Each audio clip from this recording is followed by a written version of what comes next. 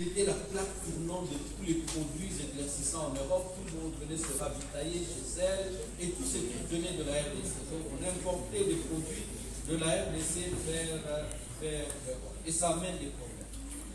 Maintenant, on va essayer de voir un à un ces différents produits, qu'est-ce qu'ils font sur le corps humain. Commençons par le mercure d'abord. Le mercure est utilisé sous forme de savon. Dans beaucoup de pays, il est interdit. Le mercure, qu'est-ce qu'il fait? Il va inactiver les enzymes de groupe sulfhydryl qui interviennent dans la transformation de la tyrosine pour produire la mélanine. Bref, ils vont interrompre la production de mélanine qui donne la coloration noire à la peau. On est d'accord? Mais aussi qui protège la peau. Il ne faut pas oublier ça. Et donc, puisqu'on inhibe la synthèse de mélanine, la peau commence à devenir de plus en plus claire.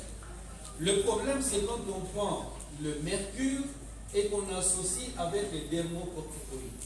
Parce que les corticoïdes vont fragiliser la peau et vont faire à ce que le mercure est absorbé dans l'augmentation. Le mercure est toujours absorbé.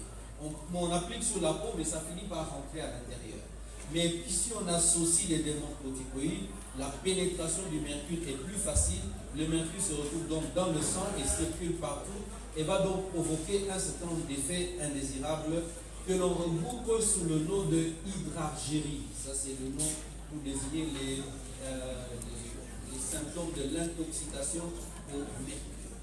Le mercure va donner des complications aiguës qui peuvent survenir sous forme de pneumonie, de troubles digestifs comme nausées, etc. Mais surtout, le mercure va donner des complications chroniques quand on l'utilise pendant très longtemps. Parmi ces complications, on va avoir des troubles neurologiques, des tremblements, l'irritabilité. Et souvent, on ne remarque pas. Parce que ça passe comme un problème à cette jeune fille, depuis qu'elle a percé la peau, elle est devenue trop fière. Non, c'est un problème neurologique. C'est pas qu'elle est devenue fière, son cerveau ne fonctionne plus bien. Elle est devenue irritable. Et malheureusement, avec les troubles de la mémoire, donc elle a du mal à retenir des choses que vous dites. Et ça ne s'arrête pas là, on aura des manifestations rénales sous forme de syndrome néphrotique. Vous savez, le syndrome néphrotique, le patient urine ses protéines. Quand il urine, toutes les protéines s'en vont et donc vous avez plusieurs problèmes liés au fait que toutes les protéines s'en vont dans les urines. Des glomérulonéphrite et d'autres maladies rénales. Dans les zones comme en RDC, où nous avons beaucoup de paludisme, le mercure peut aggraver les problèmes rénaux provoqués par le paludisme. Vous savez que le plasmodium peut induire des lésions rénales et provoquer des troubles du rein. Et si en plus on applique des produits à base de mercure, tout cela va être aggravé. Autre signe de l'hydrargérie, mais c'est un peu plus rare, mais on en a quand même, c'est aprodynie. Vous avez des douleurs dans toutes les extrémités, les doigts, les orteils, qui font mal sans aucune raison. On a remarqué aussi le syndrome de Hunter-Russell est héréditaire. Il y a l'enfant qui a plusieurs problèmes, des ballonnements abdominaux, etc. Mais si la maman a appliqué les produits à base de mercure, ça va être aggravé. Et surtout, la maladie de Minamata, ça c'est au Japon, c'est un nom de japonais, vous savez, que les enfants ont contracté parce qu'il y avait une oxydation de mercure, etc.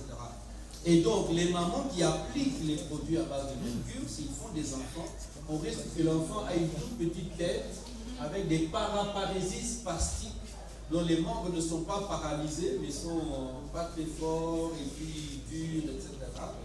Et donc, simplement parce qu'elle a appliqué des produits à base de mercure. Et aussi parfois des troubles sensoriels, des troubles de la vision, des troubles de l'audition. Et donc, finalement, c'est presque tout l'organisme qui va être affecté par le mercure. Le gros problème du mercure, c'est surtout le fait que les enfants, donc la descendance, risquent d'en être affectés aussi.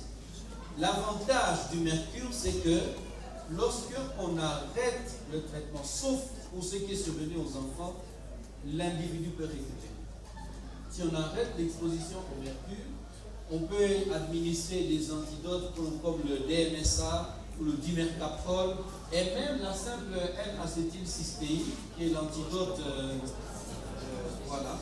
On peut arriver à aider le patient et il peut arriver à s'en sortir. Sauf qu'il peut récupérer l'insuffisance rénale, peut de nouveau marcher, les troubles de la mémoire, ça peut s'arranger. Sauf que les enfants, si l'enfant a fait un syndrome de Minamata, c'est fini, c'est ne plus récupérable. Okay? Et donc, c'est l'avantage, on peut récupérer. L'autre produit utilisé, c'est l'hydroquinone, et je suis toujours étonné par un peu l'aspect innocent de la molécule. On dirait qu'elle ne peut faire du mal à personne.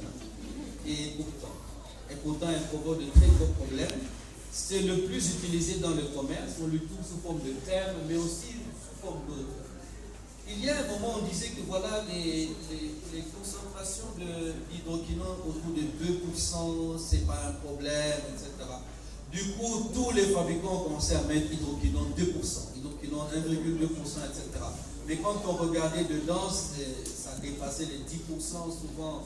Donc, ils ont commencé à mentir sur les boîtes des trucs. Et donc, souvent, on dit non, il vaut mieux surtout ne pas utiliser de l'hydroquinone. Déjà, nous avons un peu d'hydroquinone dans certains aliments, dans certains produits. Ça, c'est suffisant. Il ne faut pas en ajouter de nouveau. Alors, son effet éclaircissant, c'est toujours dans le sens de l'inhibition de la synthèse de mélanine. Ici, nous allons voir qu'il va inhiber la synthèse de mélanine. Il peut aussi inhiber de manière compétitive. Il se présente comme un faux substrat et vous allez avoir une absence de synthèse de mélanine. Et donc, les résultats, vous avez ce double résultat. Un, la peau qui devient un peu plus claire parce qu'on a moins de mélanine. Et deux, la peau qui est beaucoup moins protégée contre les rayons du soleil. Alors, la mélanine va donner un certain nombre de complications. Le plus fréquent d'entre eux étant ce qu'on appelle l'ochronose exogène. L'ochronose exogène va se présenter sous forme des taches noirâtres qui se présentent sur les parties de la peau qui sont exposées au soleil. Voilà quelques exemples d'ochronose exogène. On ne voit pas bien. Voilà ce qu'on appelle les tampons. Okay? Sur les joues, sur le front, ça c'est sur le haut du dos. Okay? Alors ici, ça ne se voit pas bien. Le point, c'est qu'on voit sur les doigts et les orteils, c'est que les articulations sont résistantes à la décoloration. Et donc, vous voyez, tout est décoloré, sauf les plis des articulations qui restent désespérément noirs. On fait tout ce qu'on veut et ça ne change pas. Alors, mauvaise nouvelle pour les jeunes, c'est que les organes génitaux résistent aussi violemment à la décoloration. Mauvaise nouvelle.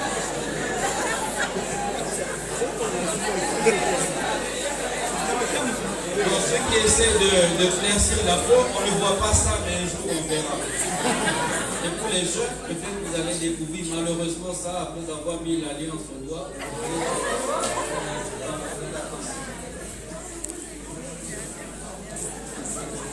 Alors, l'ochronose exogène, parfois on appelle ça cancer, mais ceux qui l'éduquent ne savent pas ce qu'ils disent vraiment bien, parce que chez beaucoup de patients, ça se complique d'un véritable carcinome spinocellulaire. Il y a des gens qui ont développé des vrais cancers, parce que comme on a dit, la mélanine nous protège contre les rayons du soleil. Quand il n'y a plus de mélanine, les rayons du soleil vont créer des lésions sur l'ADN, et les lésions de l'ADN vont déclencher des cancers.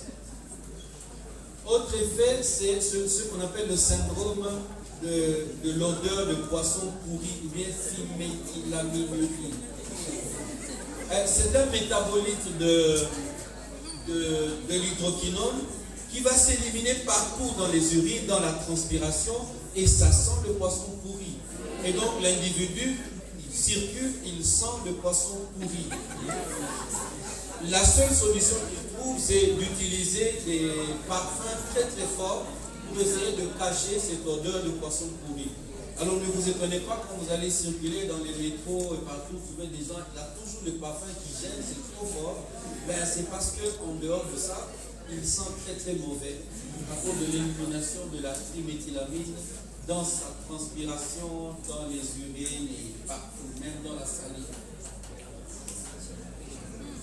Autre complication, ce sont les complications chroniques et jusqu'aujourd'hui on ne les connaît pas toutes, on est encore en train d'identifier au fur et à mesure qu'on a les gens qui ont appliqué les produits, qui viennent en consultation, on en identifie encore beaucoup. Vous savez, perte de l'élasticité de la peau et la cicatrisation qui devient très difficile. Et si vous ajoutez encore les corticoïdes, c'est très compliqué. Pour ceux qui font la chirurgie, ils savent que la cicatrisation des personnes qui appliquent les produits éclaircissants est très très mauvaise, avec parfois des éventrations parce que ça ne marche pas. Certaines, parfois à la suite d'une simple césarienne, ça ne cicatrise pas, éventration, ou bien ça s'infecte, ça devient compliqué parce que la peau n'est plus élastique. Les corticoïdes ont inhibé la synthèse de la matrice extracellulaire et de tous les protéines qui devaient normalement assurer la cicatrisation. Alors ça c'est quelques images, ça c'est l'ochronose exogène typique que l'on peut voir. Ça c'est l'image que j'ai montrée tout à l'heure de l'ochronose exogène. Il y a plusieurs autres images. Il y a ce qu'on n'arrive pas à voir. Ici c'est vraiment même au niveau de la lèvre supérieure, ça c'est tout le dos qui est totalement touché. Mais au fait, ça touche les parties qui sont exposées au soleil. Parce que comme vous dites, ce sont des parties qui n'ont plus la protection contre le soleil. Et donc, ce sont ces parties qui vont être les plus touchées. Alors, autres produits éclaircissants, ce sont les dermocorticoïdes. Il y en a encore beaucoup. Alors, ils vont inhiber la production endogène des corticoïdes, y compris donc qui sont les précurseurs de la synthèse de la MSH, qui vous connaissez là, c'est hypothalamo, hypophyso, et donc ils vont empêcher la synthèse de mélanine. Les complications sont évidentes, ce sont les complications des corticoïdes. Vous avez l'atrophie cutanée, la peau qui est fine, et les corticoïdes vont favoriser l'absorption de tous les autres produits éclaircissants. Donc quelqu'un qui utilise les dermocorticoïdes va souffrir davantage des complications de tous les autres produits éclaircissants qu'il utilise. Et on a finalement quelque chose que l'on a décrit comme étant les steroid addiction syndrome. Ce sont des gens qui sont tellement addicts qu'ils continuent à utiliser tout ça et ils finissent par devenir totalement rouges. Ça arrive, il est noir mais depuis les deux totalement rouges. Ça, et malheureusement, c'est une complication parce que, une chose que je n'ai pas dit pour les autres, malheureusement, il y a toujours ce qu'on appelle un effet rebond. Et c'est ça qui complique la vie de ceux qui appliquent les produits éclaircissants. Donc, s'il était sombre comme moi, s'il commence à appliquer les produits éclaircissants, le jour où il arrête, il ne revient pas comme moi. Il est plus sombre encore que ceux qui étaient avant. Et donc, ça devient, pour quelqu'un qui croyait que devenir plus clair, c'était très bien, c'est le comble. Ils ne veulent pas devenir plus sombres. C'est comme ça, vous le verrez avec leur ochronose exogène, continuent encore à appliquer, malgré qu'ils savent que ça ne va pas. La susceptibilité aux infections, évidemment, les corticoïdes sont immunosuppresseurs, donc on va faire plus souvent les infections cutanées ou d'autres infections. Les dermocorticoïdes vont malheureusement traverser et donner les complications systémiques. Notamment, on a eu des cas de glaucome, de cataracte provoqués par les produits éclaircissants et des troubles endocrinologiques. Ces corticoïdes vont produire leur effet minéralocorticoïde, donc augmenter. Il y a des gens qui ont développé de l'hypertension artérielle. Il y en a qui ont développé le syndrome de Cushing avec le faciès lunaire et plein de vergetures, des protéines qui se cassent. Et même vous avez des symptômes d'inhibition de l'axe surrénalien, donc un hypocorticisme avec de l'hypotension et plusieurs autres problèmes à cause de ces problèmes, à cause des produits éclaircissants. On a des gens qui se sont présentés avec des nécroses aseptiques des os, notamment la tête du fémur. Parce que, comme vous le savez, les corticoïdes perturbent la synthèse des protéines qui sont importantes pour la solidité des os.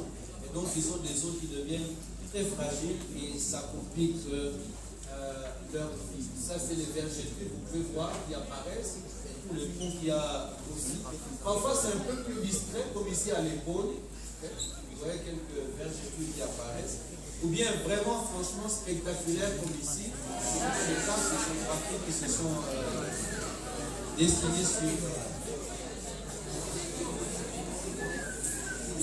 les vergetures occupent presque toutes les parties et compliquent la vie des gens. Donc, en conclusion, la conclusion est évidente. Hein. On n'a pas besoin de faire une conclusion. Mais ça, c'est subjectif. Hein. On va dire que c'est subjectif. Hein. Okay? Ça n'est pas scientifique. Mais quand même, chaque peau telle qu'elle est maintenue, si elle garde son équilibre, ça va. Mais ce qui est beaucoup plus objectif, c'est que les produits éclaircissants mettent en danger la santé des individus, mais aussi parfois de leurs descendants. Ça, il faut avertir beaucoup les gars. Vous pouvez faire tout ce que vous voulez, mais il est possible que votre enfant souffre d'un problème parce que vous avez voulu éclaircir la peau. Je ne sais pas si l'image va être visible, mais en tout cas, c'est difficile de dire laquelle est la plus belle. Chacun avec son teint de peau. Chacun pourra choisir ce qu'il veut, mais quels que soient les différents teints de peau, voilà. Connaissons, on est moyen, on est clair. Si on fait une enquête, on va avoir des différentes mesures. Voilà, donc si vous avez des questions, des avis, je serai...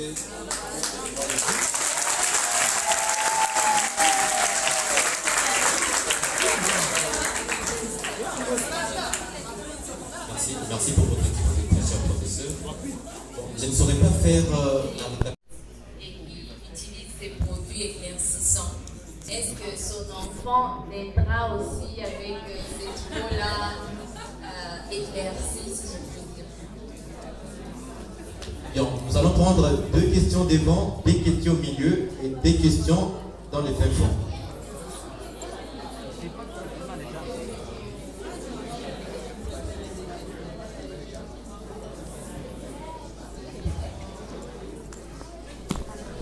Les questions, je vais commencer par les dernières questions qui ont été posées pour ne pas oublier. L'impact sur la chirurgie, je pense que la salle a répondu. Hein. Vous avez tous les problèmes de cicatrisation. Alors, Michael Jackson, c'est un cas particulier. Premièrement, si Michael Jackson était venu chez nous, ici, avant même de classer la peau, nous l'aurions appelé blanc. Michael Jackson n'était pas noir comme nous. Il était déjà métis dans sa famille. Regardez la chevelure qu'il avait même avant de pouvoir éclaircir sa peau. Ou bien regardez ses frères, ses sœurs, c'est déjà des métis.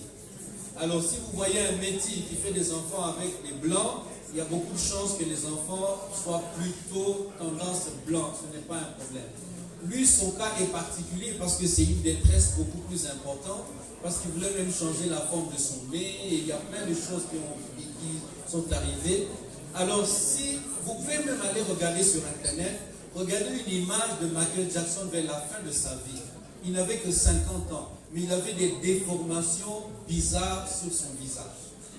Liées d'abord aux nombreuses cicatrices. Quand on fait de la chirurgie esthétique, une cicatrice ça va. Mais quand il y en a plusieurs, quand la peau commence à vieillir et à s'étirer, ça ne s'étire pas de la même façon, une peau normale et une peau avec cicatrice. Et donc c'était totalement déformé, ça devenait une donc c'était un cas, de mon point de vue, une détresse beaucoup plus importante que les autres et qui entraînait beaucoup de problèmes. Et ce n'est pas étonnant qu'il ait donné des enfants blancs parce qu'il n'était pas déjà noir à 100%. Il y a eu même des applications qui peuvent, en regardant la vie de quelqu'un, son évolution sur plusieurs photos, déterminer comment il serait. Et donc il y a eu beaucoup, vous pouvez aller sur Internet, vous verrez l'image de Michael Jackson, à quoi il aurait ressemblé probablement s'il n'avait pas fait toutes ces choses. Mais c'est un bel homme, ce monsieur. Il aurait été vraiment très bien, très équilibré, mais la fin de sa vie, c'est vraiment une grosse catastrophe. Mais évidemment, quand on dit bel homme, c'est subjectif. Quelqu'un d'autre trouverait que c'est autre chose, c'est pas subjectif. Alors, la question sur les boutons va répondre aussi à votre question sur les effets bénéfiques. Il arrive que l'on doit prescrire ce genre de produit pour éliminer des tâches qui sont disgracieuses, etc. Cependant, 1, on doit limiter le dosage et 2, la durée pour éviter que cela devienne, que ça pose d'autres problèmes. Donc, effectivement, on peut prescrire ce genre de... Mais dans des situations particulières, il faut laisser au dermatologue de décider que vous avez besoin de prendre ce type de produit.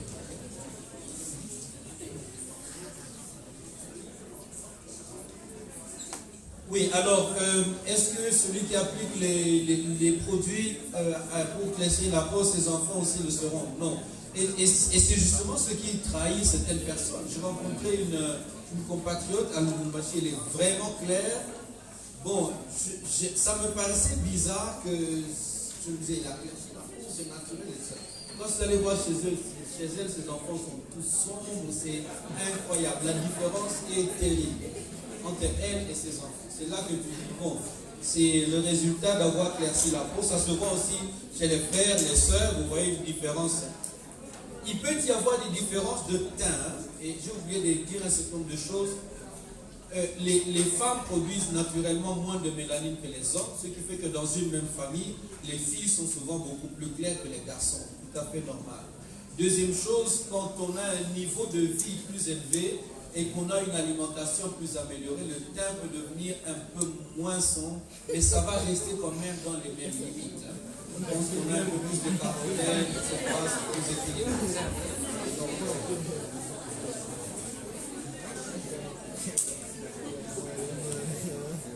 Alors, est-ce qu'il existe des produits pour noircir la peau? À ma connaissance, non. Mais ce serait vraiment bizarre que quelqu'un... Bon, c'est déjà bizarre que quelqu'un essaie de éclaircir la peau. Je connais un certain nombre de personnes qui sont blanches. Une, elle est arabe. Elle a toujours rêvé d'être noire. Donc, elle fait vraiment tout pour ressembler au noir, etc. Elle porte des pagnes. Elle a fini par épouser un noir. Donc, elle est vraiment... elle est intéressée par ça. Alors, on vit dans un monde, de mon point de vue, des gens qui s'ennuient, qui essaient de faire n'importe quoi. Vous avez ce monsieur qui a tout fait pour ressembler à un crocodile, il s'est fait sa chirurgie. Un autre qui a tout fait pour ressembler à un alien, il s'est fait couper les lèvres, il a coupé sa langue. Il a dépensé des millions pour faire une chirurgie incroyable. À se faire mettre des boules sous la peau pour plier des... Ça, c'est difficile à expliquer de notre point de vue, mais bon, il n'y a pas. Donc, je ne sais pas si j'ai oublié quelques questions, mais je pense avoir oublié d'autres questions. Merci. Je sais qu'il y a encore des questions, mais nous ne serons pas avancés, vu que nous courons derrière le temps, et puis le professeur a cours après-midi. Alors, nous nous excusons beaucoup. Les autres questions viendront même dans le couloir.